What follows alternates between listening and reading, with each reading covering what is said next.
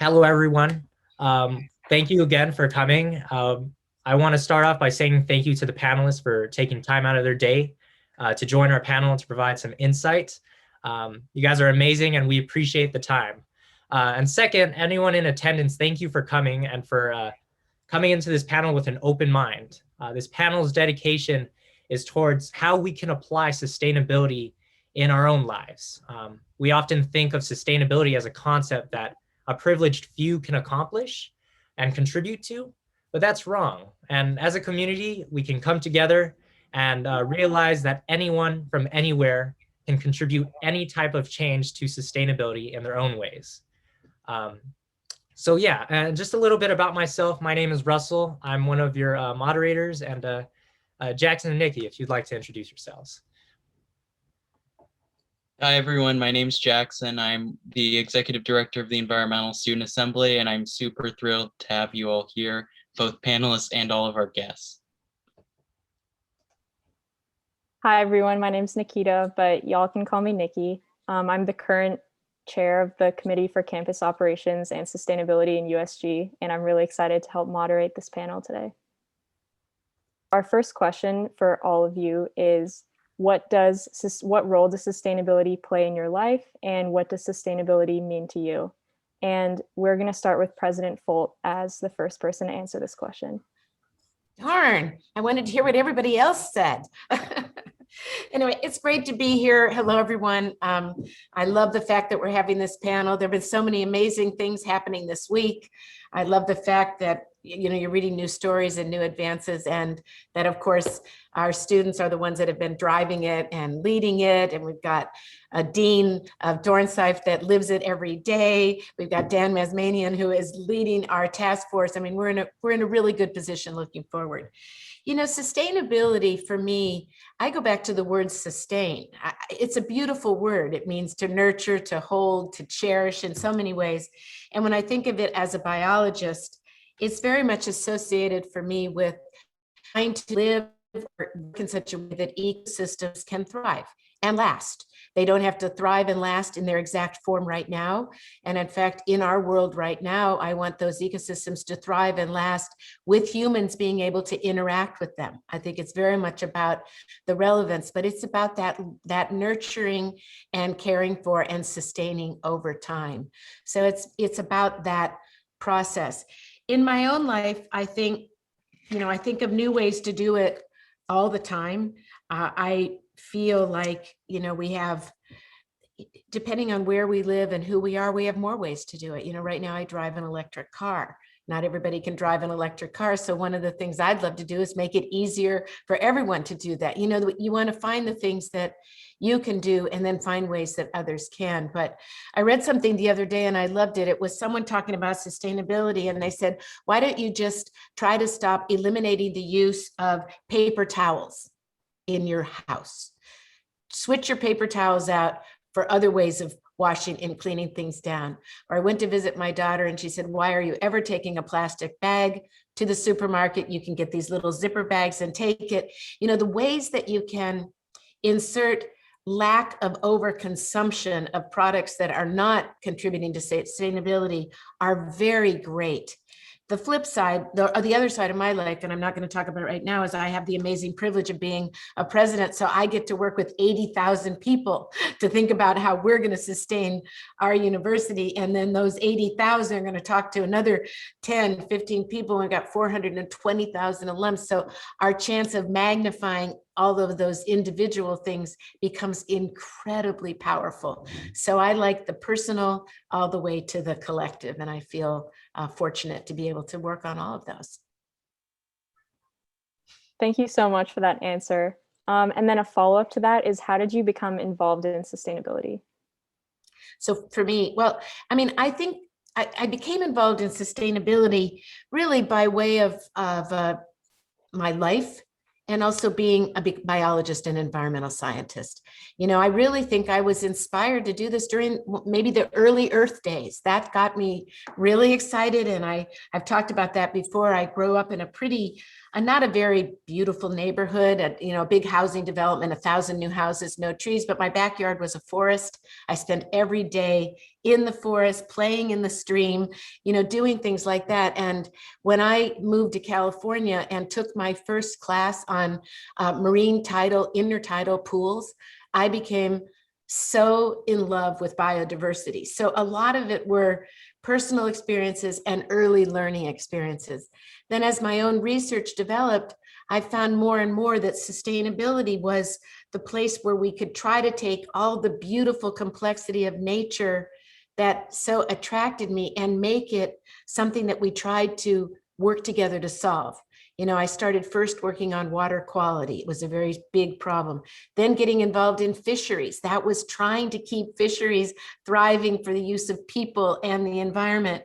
And it has just grown, but it's that interaction between people and environment, and that to the health of all just has grown in my life to the point that I can't imagine almost anything that doesn't have to touch a little bit on sustainability. Yeah, I really appreciate that answer. The next person we're going to hear for on this question is Alexis Areias, who is the next USG president. Hi, Nikki, thank you so much for that question. Really, really excited to be here. So as far as what sustainability means to me, I think it really comes down to this idea of actively working to ensure that, we do what we can to maintain our place. And I think even better when we have the opportunity, leave it in better shape than when we found it. And so I think the key word there really is actively. And so, of course, it means reducing waste, eating consciously, reducing emissions, et cetera. But I really see sustainability as kind of a mindset, a consciousness, and just, really thinking about the actions we can take in order to ensure that our world survives, as drastic as that may sound, but I think that it really is that important. And so as far as, getting involved in sustainability, et cetera, I think, I was fortunate enough to have always grown up with that kind of priority in mind. I think, my parents grew up in the Central Valley, farmers, et cetera. So I think with that comes a certain respect for our place and our planet. And so this idea of living consciously was very much something that I was brought up with. And just so in the daily, it's everything from thinking about what you're eating, what you're, contributing to as far as what you buy. Dr. Folt brought up a great point. I think it's the little things of not using a plastic bag where you can, thinking about the cleaning products that we're using. These are all just kind of some very basic things that I kind of try to keep in mind as I go about my daily routines. Thank you so much for that answer. So excited for you to lead USG next year. So the next person who we're going to hear from is Dan. So Dan, if you could please answer this question. Well, thank you for inviting me to this panel and discussion. And I'm just going to echo what you heard, but I'm going to add one additional just way of characterizing it. Because what I see as sustainability has to do with harmony. And it is the themes that talked about the harmony between our natural environment and ecosystem and those of us living on this planet. So it's about people and our ecosystem. Now, this is not a new issue. It's perennial. It goes back to the beginning of humankind. What is so different today is the accelerating rate of climate change because of what we do as people. And it's really as emission of greenhouse gases is the primary, but we have many other things that how we're affecting the environment. And so for me, sustainability means working in every way imaginable to bring this into harmony, and harmony for the future. So it's really the harmony part that seems to me has always struck me as important, which is reconciling what are very difficult issues. And personally, that was a fascinating question I know was posed to all of us before we came on today. And I had to think about it. And I said, well, I didn't know I was into the environment. I didn't know I was into this. I was just a Californian kid who grew up in places like Yosemite National Park in the High Sierra, where my childhood dream was to become a park ranger. I don't know, you can't experience it today as I did because I'm a few years older, but when I was a kid, I know this is nostalgic, there were park rangers on horses and they didn't carry guns. They were there to help and introduce you to nature. And that's what I grew up with, and on the beaches. So I am a California, I confess to it, and grew up loving the environment and all it provided. And by the time I was in colleges, of course, we were in very serious environmental distress in California. Air pollution in Los Angeles, you couldn't see across the basin. So in my college years were the period of the emergence of the modern environmental movement, and I was drawn in and realizing this is something I have to stand for. I have to try and protect as well as everyone else.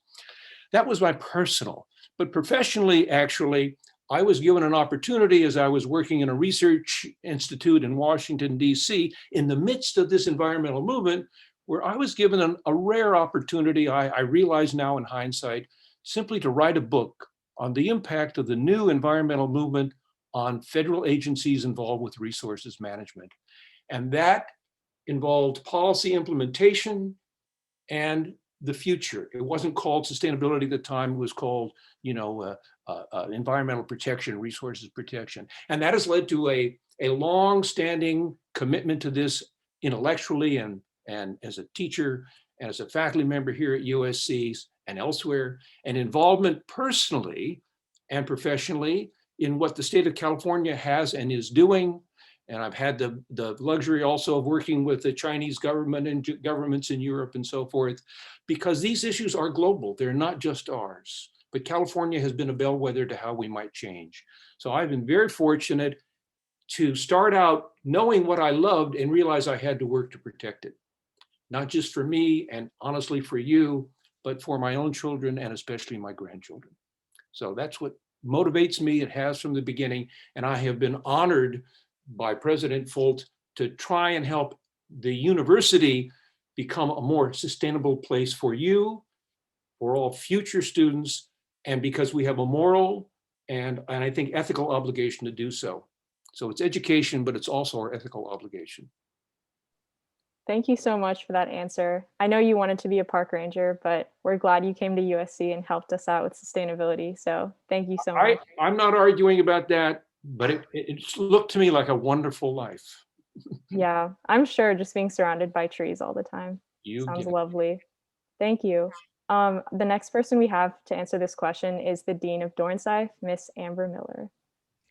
Hi, thank you for putting this together. This is a terrific opportunity for us all to talk about something that is, I think, the most important issue facing all of us in this generation. After hearing so many people already go before me, I realized there are a lot of really common themes. I grew up also here in California in a rural area. I spent my childhood playing in the creek in the backyard and watching little tadpoles turn into teeny little baby frogs that could fit on the end of my finger. And my parents were hippies and they were talking about saving the planet from the time I was a little girl. And it made me crazy as I went out into the world and saw that most people, most places weren't talking about that and didn't care, and it wasn't a thing. And, the concept of climate change was around, I'm old now and it was around since I was tiny. It's so, we're finally this is finally starting to become something that is really part of our general conversation in a much more real way. And part of me is so frustrated by that because it's taken so long. And part of me is very excited about that because finally we maybe can do something about it. But, to me, sustainability isn't just about making sure that our children and grandchildren can thrive. It's about making sure ecosystems continue to thrive. We can't keep losing biodiversity at the rate that we are losing it. We can't keep killing off the places on our planet that are beautiful. We can't lose our rainforests and our Yosemite national parks. And it's our duty to figure out how to pull together, not just in our local community, but our national community, our global community, and get this right. I used to dream of being a marine biologist and working with dolphins, but I became an astrophysicist instead. But sustainability is really the thing that drew me back to a position of academic leadership, because I realized that from within my laboratory, I could study the first moments of the origin of the universe, but I wasn't able to solve the problems that were going on right in front of me here. And what's great about this position is that I am working with hundreds of the best researchers we have across so many different disciplines and outstanding students. And we have people working on everything from understanding the oceans, the forests, the Earth's atmosphere, to analyzing human motivations, social dynamics, empathy, rethinking economic policy, politics, the impact of storytelling, and then thinking about how can we re-envision a more equitable urban future. And I get to help pull that all together and work with folks like President Folt and Professor Mazmanian and so many of our students and faculty to think about this together. And that's worth it. And that's what keeps me in it. I love that. Thank you so much for that answer. And the next person we'll have answering this question is one of the co-founders of DivestSC, and USC recently just divested from fossil fuels, so huge shout out to these two. But we'll have Nathaniel go first on this question.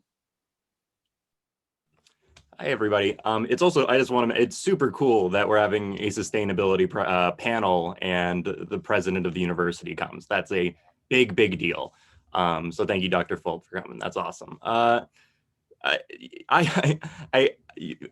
try to answer, all those questions. First, like definition of sustainability. I have a way less poetic definition and it's way less original. It's just the ability to provide for the needs of the future without sacrificing present needs. That's a bad paraphrasing of the actual, the long held definition. And that's useful because it's a kind of very broad framework that you can view a lot of things, policy, personal decisions, your daily activity. It's useful. It's to say, can I keep doing this forever and ever and ever? Can the next generation do what I'm doing right now? What got me into environmental sustainability, it's interesting. I dislike nature. I don't like being, I'm an indoors kid. I've always been an indoors kid. Everyone's talking about wanting to go and play in a creek. I would never do that. I didn't like going to the forest. That's where the bears were. They're not that there were bears, but I imagined there were, and I just didn't want to take any chances. Maybe it's because when I was a little kid, you'd see trees blow a lot during storms and you'd be like, one of those can just fall on my house and kill me. So maybe I've always had this sense of just extreme vulnerability to nature.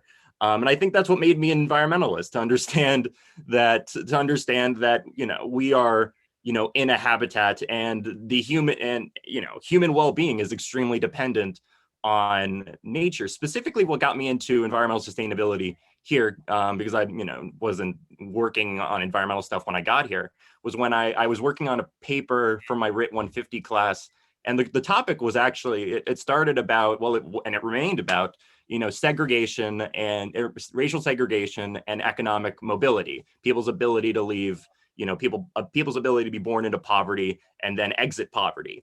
And one of the things that I kept on seeing was there was a 2016 study done on this that found that access to transit was a massive factor in economic mobility. And that in cities like Los Angeles, a city I had recently moved to, because I'm not a California kid, I'm from New Jersey.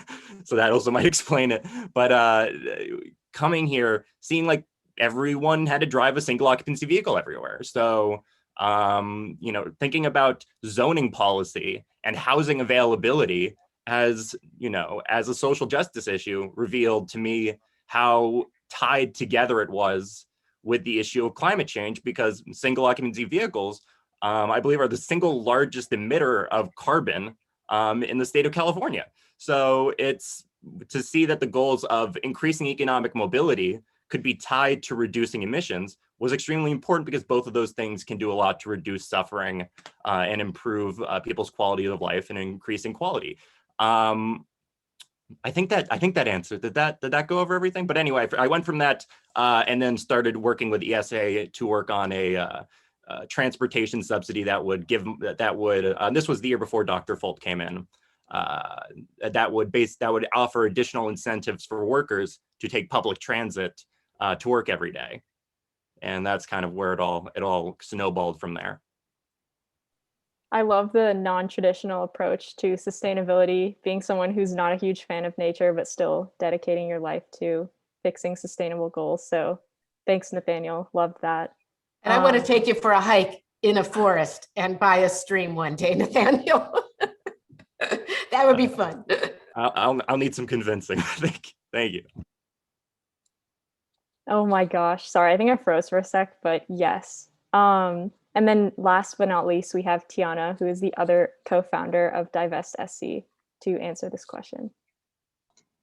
Thank you so much for having me. It's been a delight to hear all of the different answers. I feel like a lot of times when we're talking about sustainability, we talk about it with a very clear point of action. So it's cool to kind of hear the reminiscing about why it's important to all of us. Me specifically, so I grew up in the South, and I do kind of say loosely the South because I grew up in Texas, South Carolina, Georgia, and Tennessee. And as you can imagine, there were no environmental science classes. I'd never recycled before. And really the sort of traditional, or just like the way at which sustainability is just naturally integrated into how people think in Los Angeles, California was completely different from anything I'd experienced at home. But one really important thing, I think, which is a Southern value, but specifically in my family, is just about respect, like having respect for the things that you own, having respect for your environment, having respect for other people. And I think that foundation of just recognizing very clearly that I am just one person on this earth and I am just one person in my community, and being very clear about my place. And then coming to Los Angeles, and then that general respect kind of formed more of a clear purpose when I did learn about why recycling is important, when I did learn about environmental justice, when I was able to put more labels and more like the academic knowledge to sort of the general foundation that my parents had reinforced in me when I was growing up. So for me, sustainability really is, when you kind of strip away all of the technical, when you strip away all of the academic, when you strip away all of the things that might to some people make it seem complicated, is really just about how do you show respect for other people? How do you show respect for the environment? And how can you every single day live a life that proves that you care about people and that you care about others and that you care about the fact that I am one person on Earth. And so for me, it really is about connection to Earth, to man, to between social issues. It's about equity, ensuring a balance, the balance we're all working towards in terms of the ecosystems and waste management and carbon reduction, and all of those things are struck in a way that doesn't just help a few, but help the many, and about health for both people, the planet, and ourselves. And then in terms of the role that I think I play in sustainability, there's a quote that I love by Marian Wright Edelman. I think it's "Giving is the rent we pay for living." And I think the exact same thinking for me applies to sustainability, since we all take in oxygen every single day, and since we all produce carbon in one way or another, then living a sustainable life is the rent we pay for existing and getting to exist on this earth. But because of all of the problems that currently exist and have existed over decades, I think that we all have an added responsibility to try intentionally not just to create more problems, but also to mitigate those that presently exist. And that all of this kind of formulated my freshman year at USC through a lot of mentorship from students who were older than myself and different faculty members. And from there, I just felt like I had this like all-consuming responsibility to do what I could within my community, which was USC, to be able to live up to my rent for living, I guess, as we could say. Yeah. You're good. I was going to say that quote is beautiful, Tianna, and especially your background. I think we have people who are from the South originally in the audience, so huge representation boost. That's such an awesome way that you got involved, but I'll pass the floor back to Russell. Thank you all for answering this question. Yeah, great responses. Panelists, I just want to go out of order with the questions with respect to time. So we'll move on to question 4, and I'd like to address this to Dean Miller and Dr. Folt. How can we connect different fields career-wise with sustainability? And we can start off with Dean Miller. So I would argue that every single field and every single career needs to be connected to sustainability. And that's the approach that we're trying to take to education in Dornsife. We have 17 sustainability majors and minors now, 6 problems without passports programs, more than 30 GE courses, and more than 100 other undergraduate course offerings. And we hope that every single one of our students has exposure both in the classroom and also through experiential and applied learning opportunities in sustainability. And the reason I think that's so important is that you can be involved in sustainability, not just in your own personal life, putting solar panels on your roof and driving an electric car and those kinds of things, but actually in your career, no matter what career you have. And what we're trying to do is make sure that our students, a chemistry and biology student is exposed to some of the really cutting edge research that's going on in new battery and solar and recycling technologies, to spark interest in being either involved in one of those careers or being involved in interacting with those in some way. Our economic students are working with labor economists and environmental economists, understanding this whole new energy economy that's coming. What does it look like? It'll be a completely different world, and it's going to change our jobs in so many ways. And no matter what you're doing, you're going to be touching it. Think about politics, international relations, the political and diplomatic challenges that we're going to be facing working in a global community. Everything from narrative studies and psychology, students learning from each other about the impact of communications and storytelling and how those kinds of things change the way that you think about your own role in sustainability practice. So I would say, both in terms of every single career, but every career touches so many other careers. And also people are now moving from one career to another as they go through life. And so I think everybody has an opportunity to be involved both in their personal life and in their professional life in ways that are most exciting and to them and the ways they're most passionate about. Yeah, I agree. I think that there's a lot of intersection in any area with sustainability. I'd like to pass this question on to Dr. Folt. What are your thoughts on this? Amber just gave a beautiful answer that was very comprehensive to that. And I'm going to echo it. To me, sustainability is so many things. It plays out in different ways. It's climate change, but it's air quality, it's social justice, it's learning disparities, and all. It touches basically the big issues of the day, have all aspects of our shared stewardship of the planet and the jobs of the future. So I think she's right. It's a way of thinking that is infusing everything. When I was at I think it was back when I was at Dartmouth, we actually started the first sustainability solution and made the first endowed chair in the Ivy League in sustainability solutions. And the person that's running that is now the head of the concerned scientist, moved to UC San Diego. But that's just about 10 years ago. The reason I mention that is that this is, if you were to look at a field or an idea that is blossoming in ways that we rarely see so fast, it's this one.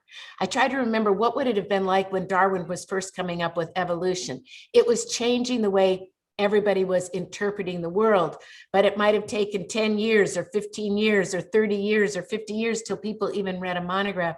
This one is fast. It's so fast. So we have whole new ideas, the blue economy, the green economy. We think in the state of California, green energy. It's creating new jobs. It's creating new ways of thinking. It's creating whole new media. It's just a birth of something that is infusing everything. So studying it and knowing it one day is going to be considered so fundamental. It's like knowing that DNA is at the heart of evolution. There's going to be sustainability thinking in the way everybody thinks. So you're at the start, which means that anybody that is interested in it has the opportunity with whatever job they take to probably bring this perspective from any angle. And wow, when I think about that, I think that's where I want to be. That's a really exciting moment. So I think that's clear. And it goes all the way into medicine. I don't think of a field that it doesn't have real capacity for infusion of new energy with sustainability at its core. Yeah, a lot of the jobs that we're seeing nowadays are incorporating those same sentiments. So thank you for that answer. I think both answers were very encompassing. So I'm going to move on to our next question. We have a question for Alexis and Dan. And we wanted to talk a little bit about how the things that USC is doing as an institution can help inspire different students across the university, specifically how actions like the planning of the 2028 plan, how do you think that students can use this to translate these institutional actions into their personal lives? So if Alexis, do you want to go first? Yes, absolutely. Absolutely. Thank you, Jackson. I think, well, if these initiatives have really taught us anything, it's that students have been calling for this for a really long time and they want to prioritize it. I think there was a statistic that came out that said something like 70% of students were interested in prioritizing sustainability on campus. And so something that I think is a really overarching theme in this is priority. And I really commend President Folt for creating this working group and the steering committee on this to evaluate issues of sustainability and showing that it is a priority for our community.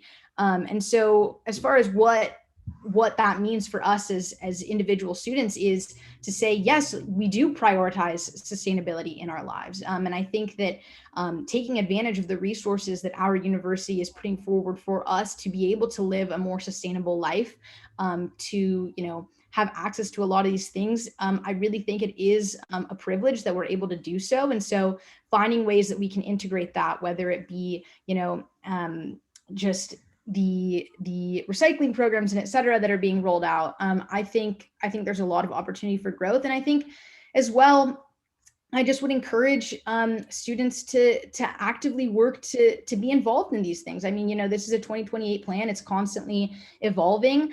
And I think it's a really great opportunity for us as young people that, of course, will be passing along this world to the next generation to really, really push to show that this is something that we care about, and work to find the solutions that we so desperately need moving forward.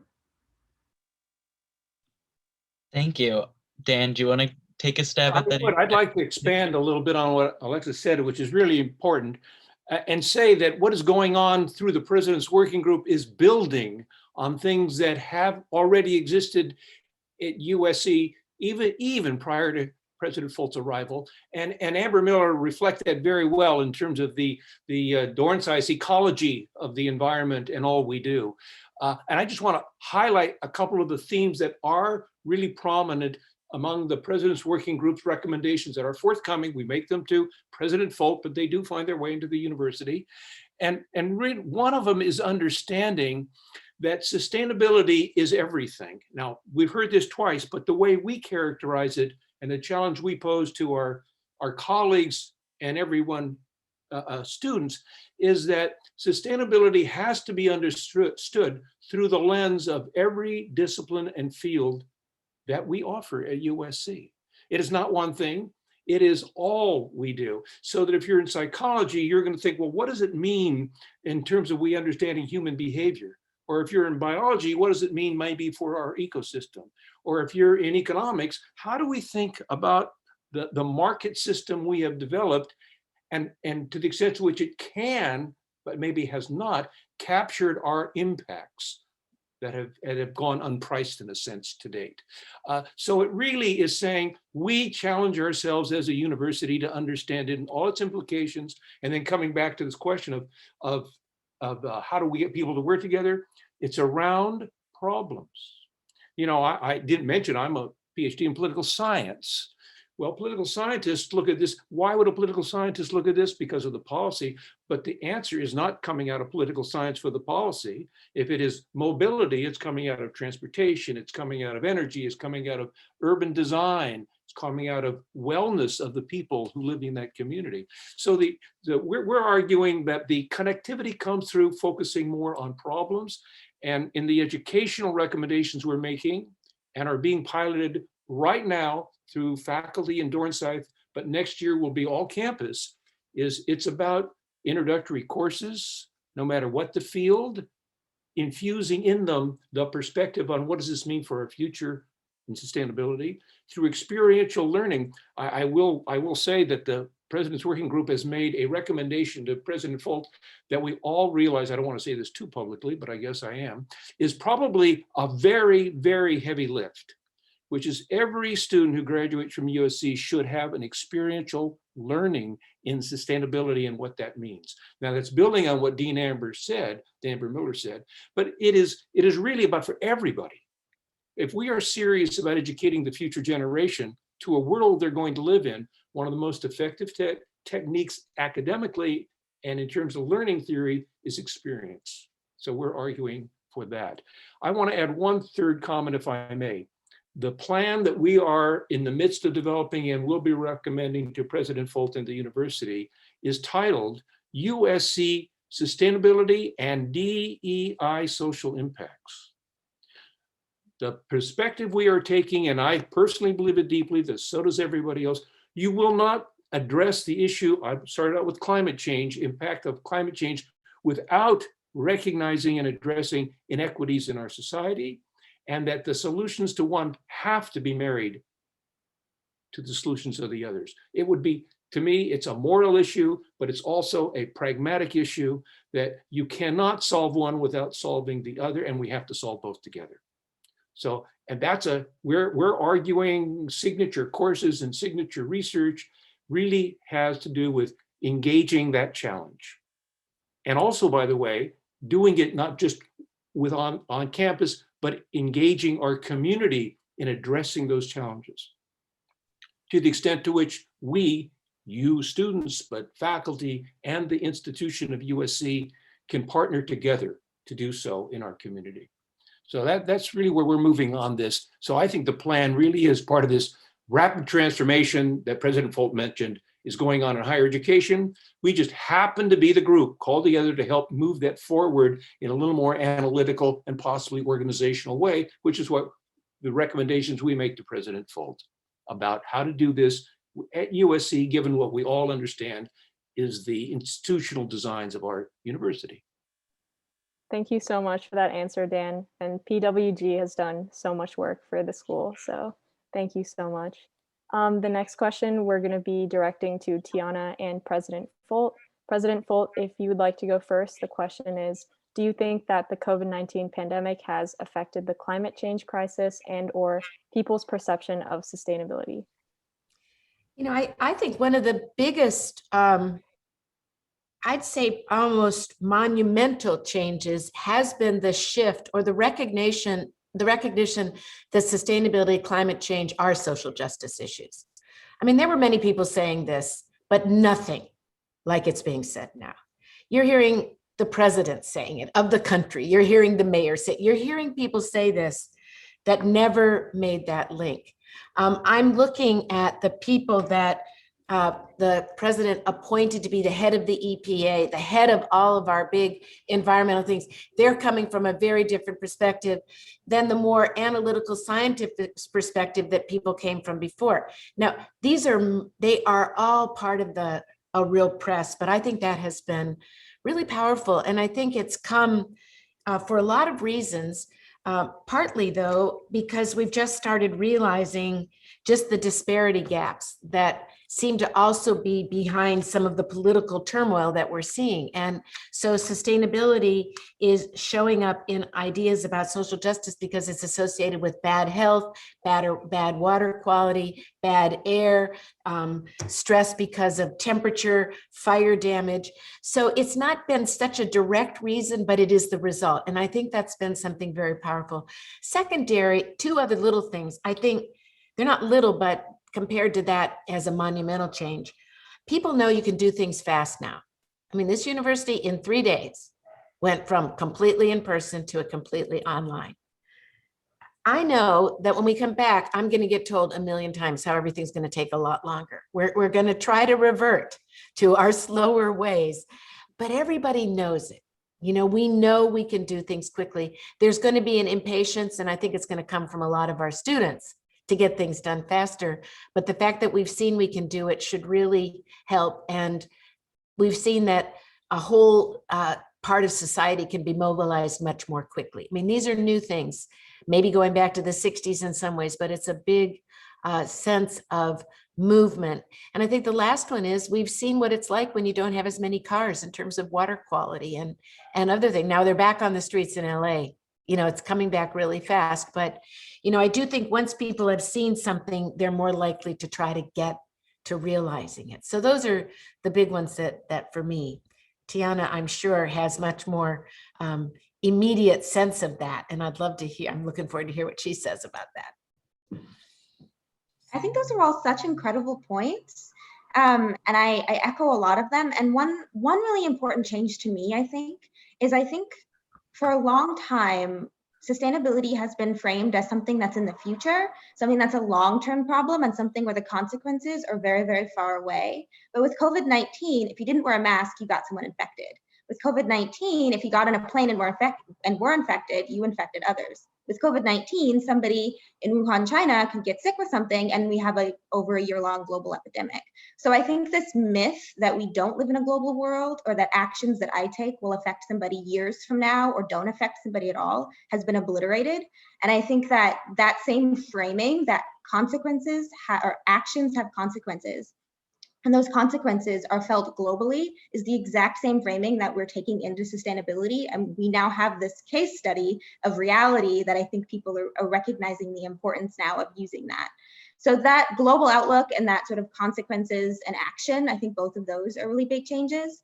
And then carrying that a step further, which is something Dr. Folt highlighted, is that the people who feel those consequences are usually not equally represented, and that there are social injustices in our society, that when there are horrible things that are happening, like a global pandemic, there are certain societies that feel the brunt of that to a much greater extent. And that same is true for sustainability. So I think a lot of the structure that caused the COVID-19 epidemic and a lot of the consequences that we've all faced are similar, especially if we don't take certain steps in our country and in other countries in the near future. So I think those are the big ones that I've been thinking a lot about this past year. Yeah, those are a lot of key things to be mindful about, especially concerning sustainability. I'd like to pass the next question on to Nathaniel and Dean Miller. What do you think is the biggest challenge facing a sustainable future in the US right now? And we can go ahead and start off with Nathaniel. Yeah, I think people always hate this, but it's, the fact that climate change is our biggest sustainability issue, and the biggest obstacle to making progress on this is political. I think that when we talk about like an obstacle, it's what is something that we need to do that we can't do. And I think the thing that we would need to do more than anything else is pass major legislation that infuses trillions and trillions of dollars over the course of decades into changing how we get our energy, changing how we consume, changing how we transport each other and our things. And fortunately, convincing the population isn't as much of an issue as people think it is. These ideas, like, for instance, the infrastructure plan that tries to get to carbon neutral electricity by 2035. That has majority support among Americans and even 29% support among Republicans. I think the issue is that we have our political system as it's laid out is not just undemocratic, it's counter-democratic. We have institutions like the filibuster, which will actually amplify the power of states that represent a disproportionately low portion of the population, and they have effective veto power over whether or not we pass this type of legislation. So I think that one thing is just how willing are our legislators, particularly the ones in the Senate, to move away from tradition, to break norms, and to say that the way our institutions weren't brought down as edicts from Mount Sinai. They're fallible human institutions that we can alter and that we have a say in. So I think making sure that we continually empower people, we maintain democracy, are the single most important thing that we can do to ensure that we do something about climate change, just because the thing that prevents it is counter-democracy. Yeah, I agree. And I think that a lot of the points you were touching on, look, we're at a point in life where, like, as a country, there's some people here that think that climate change is a myth. It's not real. So I'm curious to hear what Dean Miller has to say about, the obstacles that face our sustainable future. What are your thoughts? So, I agree that the political obstacles are huge and super important. I think I would maybe frame it slightly differently in terms of just, we need to build an entirely new energy economy. And part of that is breaking through the political barriers. We now have the proposal from a new president for an infrastructure bill that includes $174 billion to boost the EV market, $100 billion to upgrade the electric grid, billions for R&D for mitigation technologies like carbon capture, and billions to retrofit homes for minority communities for energy efficiency. And imagine that gets passed, right? We still have real challenges in not only in the implementation of new technologies, but in shifting the way people think. And for that to work, we need buy-in from people across the country and across the aisle. And we need to really be thinking about how do we design all of this infrastructure implementation in a way that creates jobs where the jobs are needed, maintains communities intact, finds ways to make sure that vulnerable populations don't get left behind and in fact are lifted up by the changes that are made. I think that whole class of challenges, I mean, it's not one, but it's a group that is just, it's enormous and daunting, but at the same time, if we get it right and people start to see that change is not just about a series of challenges, but a way to create opportunities for more rewarding jobs, safer jobs, cleaner air, safer communities, more equitable environments, then we have a real shot at developing the kind of momentum and buy-in that we need that can lead to the long-term change. And so I think in some ways the challenge is figuring out how do we do all of this in a way that gets people on board so that it keeps going, instead of running into the political gridlock brick wall that is going to allow something to get going now and then be slammed shut as soon as someone else is in charge. So I hope we can get past that. Yeah, everything just feels so complicated right now that it is a bit worrisome. But I guess now we're going to move a little bit into the closing of our panel and moving on to the last question, which is, what is one thing that you think is the most important for students to take away from this panel? How do you think students can be inspired to start their own sustainable practices here at USC? So the first person I'm going to ask is Dr. Folt. Can you answer? I'd love to answer. Thank you, Jackson. You know, it's interesting. I was thinking that, and I also saw Elvis's question in the chat. And my answer to you is that the most important thing for you to take away is that you have a big voice. And I'm going to give you a couple examples how within just a year or a year and a half, very careful organization participating in this committee has had a huge impact. Things are happening here even during COVID. So clearly the first one is disinvestment, divesting. I don't think anyone thought that was going to happen, but it did. And I could tell you why Tianna and Nathaniel and others really had a huge impact on that. Yes, I wanted it. I was excited, but the students, the way people participated, the incredible, I'm going to say, expertise and experience. I mean, you guys did a beautiful job and it happened. But within months, we subsidized transportation. I know that's another thing, but we added a big subsidy for people to do public transportation. We just started a whole new office to accelerate our buy local program and put in a new person in public service to do that. These are all things that in real time are being discussed by that committee. And we set in place for our building a complete review of every single building, and we've made a pledge that we aren't going to do anything on this campus that doesn't include with it a sustainability component along with an earthquake protection component and accessibility services, but we elevated to those top three. So the point is, these are all things you're bringing forward and your voice gives huge impetus to it. It might take longer to do curricular changes, but your voice is important there. Dan will have a million things, but if you're going to go away from the panel with anything, know that the fact that you're here and you care, you actually can move this ship pretty fast. And that's what I want you to remember. And we need you. Thank you, Dr. Folt. Next, Dan, do you have an answer? What I'm thinking, I want to just build a little bit on what President Folt mentioned, which is actually when I first met President Folt, she said, well, where are we here at USC in this sustainability? And I said, the issue is not our students, it's not our faculty, it is a lot of older ways of way we manage the institution. And I said, what we really need to do is simply liberate this enthusiasm. And I see it everywhere. And I realize I'm pretty close to the center of seeing it, but it is happening across the university. And the tone is set at the top, and it is set by President Folt and Amber Miller as dean, and everyone else saying, we're open to listening. But if you don't mobilize, then there's really not much to listen to.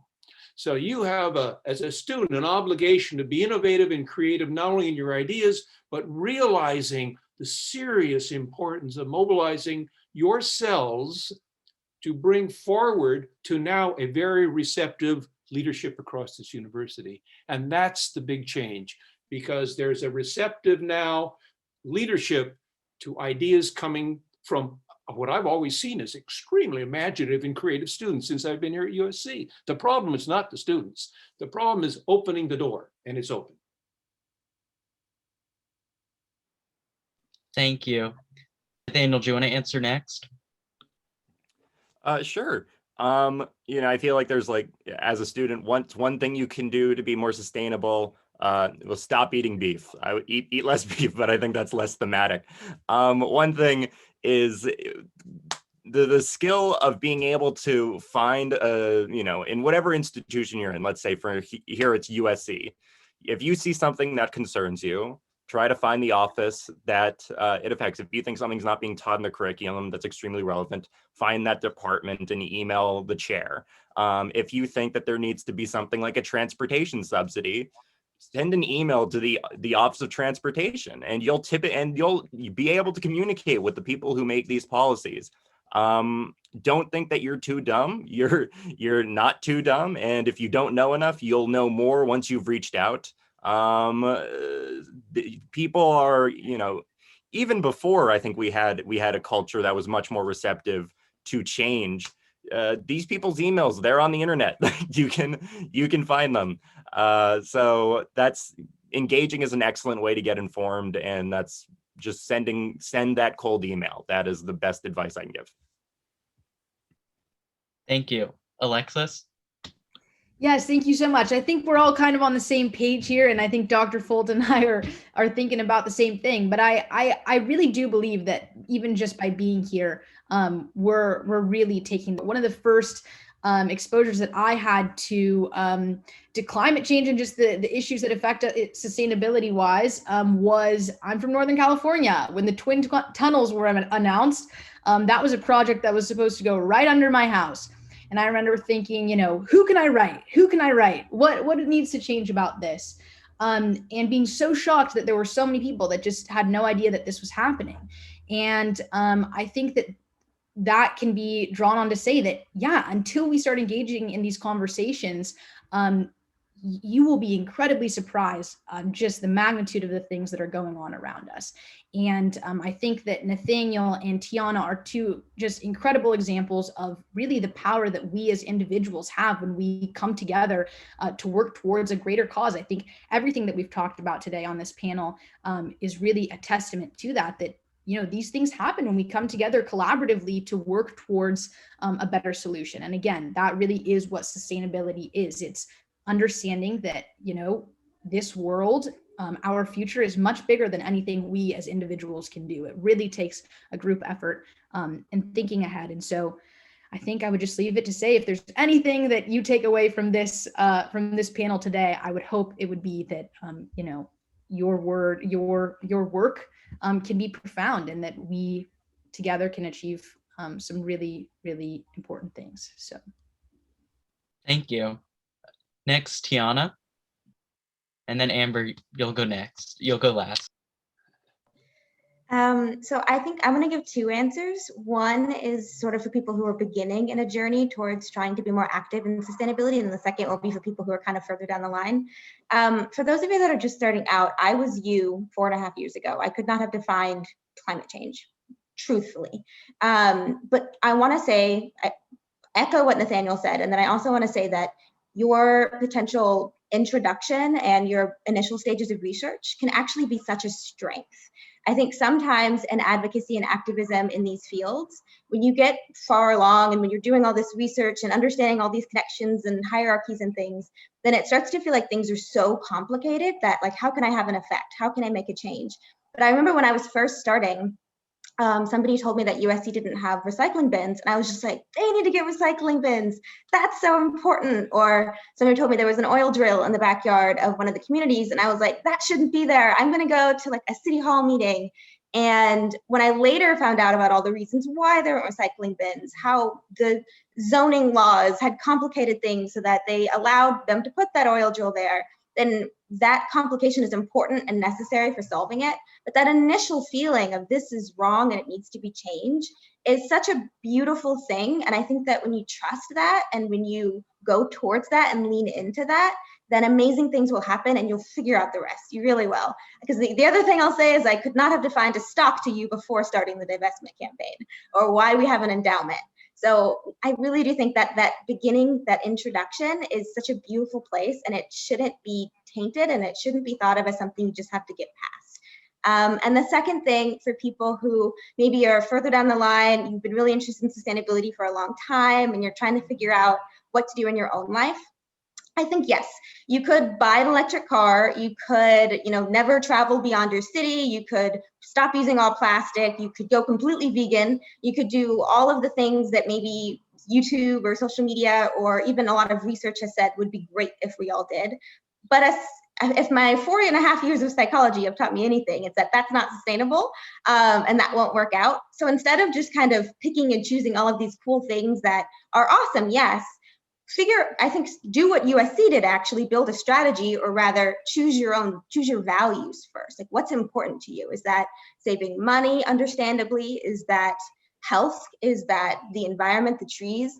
And then from there, figure out what aligns with you. And then from there, choose actionable things that you can do on a day-to-day basis. So if that's step one, maybe I'll reduce beef consumption for a couple of days. And then maybe later on down the line, I'll go completely vegetarian. And then maybe I'll go vegan in the future. So it really is about figure out what's important to you, figure out your values, and then align all of these different things that you can do accordingly. And that will help you create habits that are a lot more sustainable than just kind of doing all of the things that are humanly possible. So the first one, which is kind of lean into that beginning stages of sustainability and honestly, like, trust your gut when it comes to things like an oil drill in your backyard or a community that you think needs some improvement.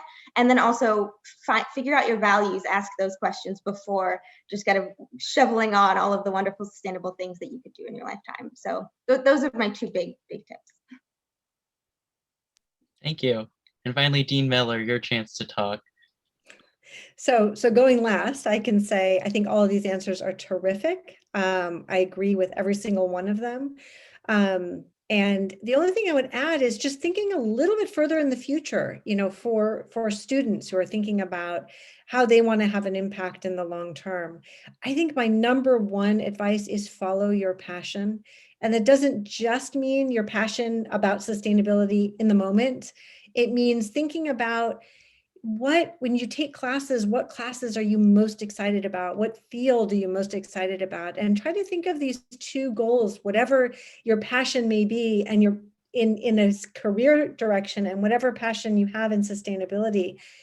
Think about them in parallel and just recognize that if you want to be a lawyer, if you want to be a doctor, if you want to be an engineer, if you want to be a philosopher, no matter what you want to do, you can weave sustainability into it in a meaningful way. And that if you pursue what you're excited about, I pursued astrophysics, it had nothing to do with sustainability, right? But that launched me into a career of academic leadership where I can have an enormous impact on sustainability. And that kind of thinking, I would encourage people, even if it seems like it's maybe disconnected at some point, you will be able to connect it, and you will be more powerful and more able to have big impact if you're following what you're passionate about. So I would say do that.